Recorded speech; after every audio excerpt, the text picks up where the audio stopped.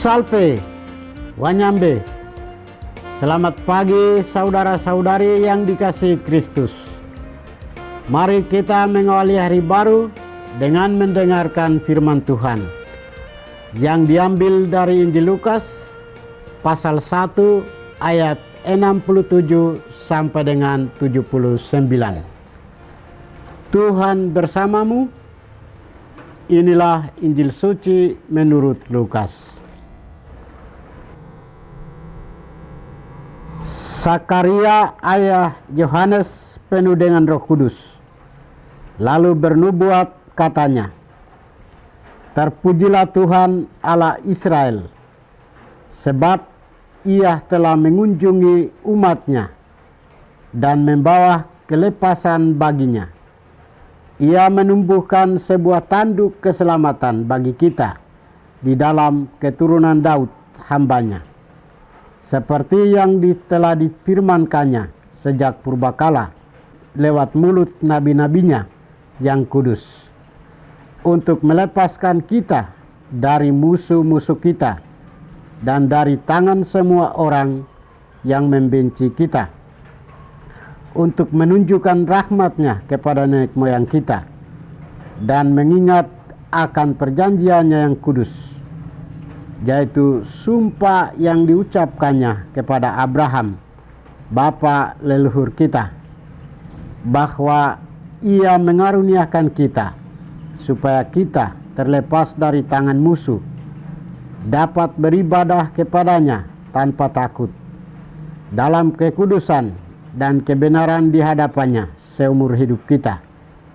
Dan engkau, hai anakku, akan disebut Nabi Allah yang Maha Tinggi, karena engkau akan berjalan mendahului Tuhan untuk mempersiapkan jalan baginya, untuk memberikan kepada umat-Nya pengertian akan keselamatan yang berdasarkan pengampunan dosa-dosa mereka, oleh rahmat dan belas kasihan dari Allah kita, dengan mana Ia akan mengunjungi kita, surya pagi dari tempat yang tinggi, untuk menyinari mereka yang diam dalam kegelapan dan naungan maut, untuk mengarahkan kaki kita kepada jalan damai sejahtera." Demikianlah sabda Tuhan. Saudara-saudari yang dikasihi Kristus, tema kita hari ini adalah terang di tengah kegelapan. Bacaan Injil hari ini mengisahkan nyanyian pujian nubuat Sakaria setelah anaknya lahir. Sakaria yang sebelumnya bisu selama 9 bulan karena keraguan-raguannya dan ketidakpercayaannya.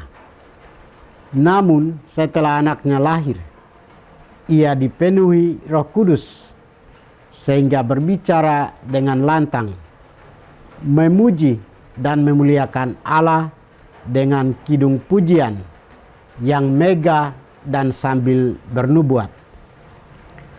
Pujian dan nubuat Sakaria ini dibagi menjadi 3 bagian. Pertama, Allah melawat umat-Nya. Sakaria memulai dengan pujian yang tulus dengan berkata, "Terpujilah Tuhan Allah Israel, sebab Ia datang untuk melawat dan membebaskan umat-Nya." Kata melawat di sini berarti Allah datang dan bertindak bagi umat-Nya dengan memenuhi janji yang telah dinantikan selama berabad-abad sejak masa Abraham dan Daud. Sakaria tidak mengatakan Mesias datang karena umat Israel layak atau karena mereka telah bertobat sempurna. Akan tetapi ia menegaskan bahwa kedatangannya semata-mata didasarkan pada rahmat dan kasih karunia Allah. Kedua, mempersiapkan jalan damai sejahtera. Selanjutnya, Sakaria bernubuat tentang tugas anaknya. Ia berkata, "Dan engkau, hai anakku, akan disebut Nabi Allah yang Maha Tinggi, karena engkau akan berjalan mendahului Tuhan untuk mempersiapkan jalan-jalannya."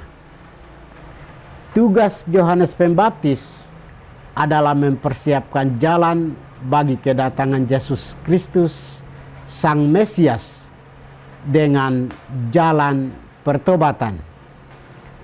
Dalam karya keselamatan, Allah menumbuhkan partisipasi manusia. Allah membutuhkan Yohanes Pembaptis untuk mempersiapkan karya keselamatan yang ia rancangkan. Ketiga, sang surya fajar dari tempat yang tinggi. Sakaria menggambarkan kedatangan Mesias dengan metafora yang indah, yaitu surya pagi dari tempat tinggi yang datang untuk melawat umatnya, membawa terang, menjadi petunjuk arah menuju jalan damai sejahtera, menerangi hati dan budi manusia dan alam ciptaan. Saudara-saudari terkasih, dalam hidup kita secara rohani, kita sering mengalami kebisuan, kekhawatiran, dan kesakitan akibat dosa-dosa kita.